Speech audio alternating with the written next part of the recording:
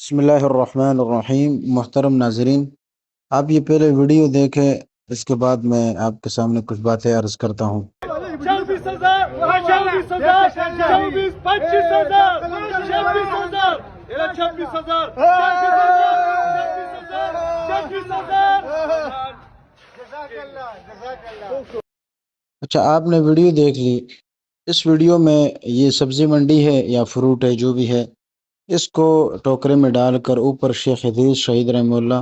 ان کی تصویر لگا کر اس پہ بولی لگائی گئی۔ اور بولی میں یہ ہے کہ ایک عام ٹوکری ہے جس میں کچھ ہی سبزی ہے کچھ ہی فروٹ ہے، لیکن یہ ہے کہ اس کو بولی میں 26,000 تک کی بولی اس پر لگی۔ اس طرح سے انہوں نے اس کو بیچ دی۔ تو یہ 26,000 میں بیچنا، اس کا مقصد یہ ہے کہ یعنی کہ اب یہ لوگوں نے شروع کر دیا ہے کہ شیخ صاحب کی تصویر لگا کر اس ویڈیو کو جو ہے نا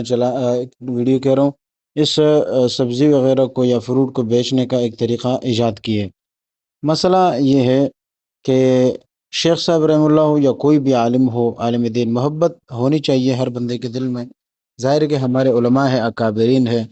لیکن محبت کا یہ طرز اختیار کرنا جس کا بالآخر نتیجہ شرک نکلتا ہے،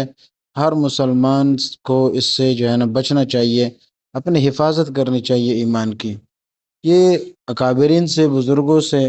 اور علماء سے محبت اس انداز سے کرنے کا شرک نتیجہ کیوں ہوتا ہے؟ اس کی ایک بہت بڑی دلیل یہ بھی ہے کہ اس کائنات میں جو ہے شرک کا وجود محبت کی وجہ سے آیا۔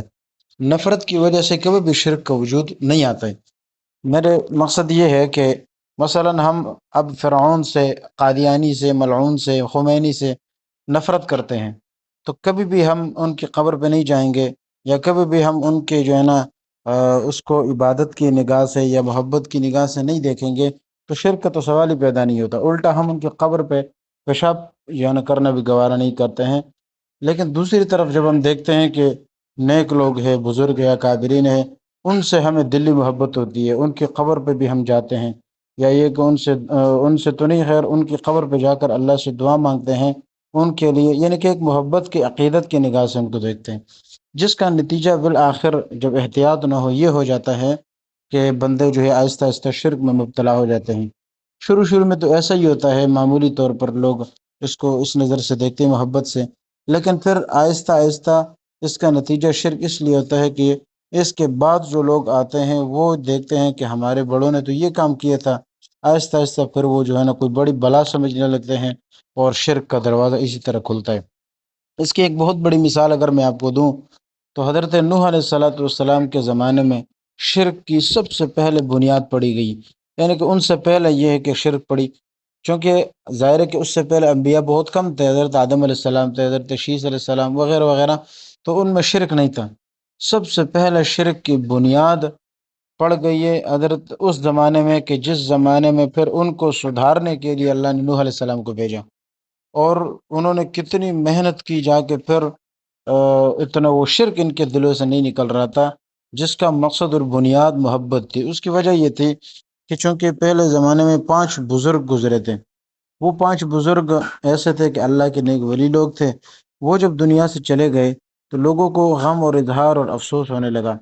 اس افسوس کا نتیجہ یہ ہوا کہ چونکہ وہ لوگ تو افسوس کرتے تھے، جب اگلی نسل آئی تو انہوں نے دیکھا کہ یار یہ لوگ تو بزرگوں کو یاد کر کے رو رہے ہیں، تو آہستہ آہستہ پھر انہوں نے اپنا غم ہلکا کرنے کے لیے کیا کیا کہ ان کے شیطان نے پٹی پڑھائی کہ بھئی سامنے تصویر رکھ دو، کیا اس طرح زبانی یاد کرو گے؟ تو تصویر رکھنے کے بعد اگلی نسل جب آئی، اب کافی عرصہ گزرا، تو آنے والے لوگوں نے شاید یہ سمجھا کہ بھئی یہ تو کوئی بہت ہی اعلیٰ چیز ہے، کوئی بہت ہی بڑی بلا ہے، اس کو ہمارے آباء و اجداد نسل در نسل پوچھتے آ رہے ہیں، ان کو دیکھتے آ رہے ہیں، تو اس میں کوئی خاص ہے۔ چنانچہ کرتے کرتے بالآخر ان 5 بزرگوں کے شکلیں بنا کر بت بنائے گئے، اور ان 5 بتوں کی عبادت شروع ہو گئی، جس کا نام قرآن نے ذکر کیا ہے: ود، سواع، یغوث، یعوق اور نصر۔ یہ سورہ نوح کے اندر اللہ تعالیٰ نے اس کا تذکرہ کیا ہے۔ تو اس کی بنیاد بھی دیکھیں تو شرک ہے۔ اس کے علاوہ ہر زمانے میں شرک کی بنیاد آپ دیکھیں تو محبت ہے۔ تو اس لیے میں تمام حضرات سے گزارش کرتا ہوں کہ اکابرین سے، علماء سے، یا کسی بھی سے بھی اگر آپ نے محبت کرنا ہے تو خدا کے لیے محبت کا یہ انداز اختیار نہ کرے جو آپ نے اختیار کیا ہے۔ اپنے اور اپنے ایمان کی حفاظت یہ ضروری ہے، آخری زمانہ ہے، فتنوں کا دور ہے، اپنے ایمان کی حفاظت بھی کریں۔ اور یہ ہے کہ ہمارے اکابرین جتنے بھی ہیں وہ پہنچے ہوئے لوگ ہیں، اللہ تعالیٰ کے نظروں میں ماشاءاللہ پوری زندگی انہوں نے اچھی گزاری ہے، لیکن یہ کہ ان کو اس طرح سے بدنام کرنا، اور پھر یہ کہ علماء حق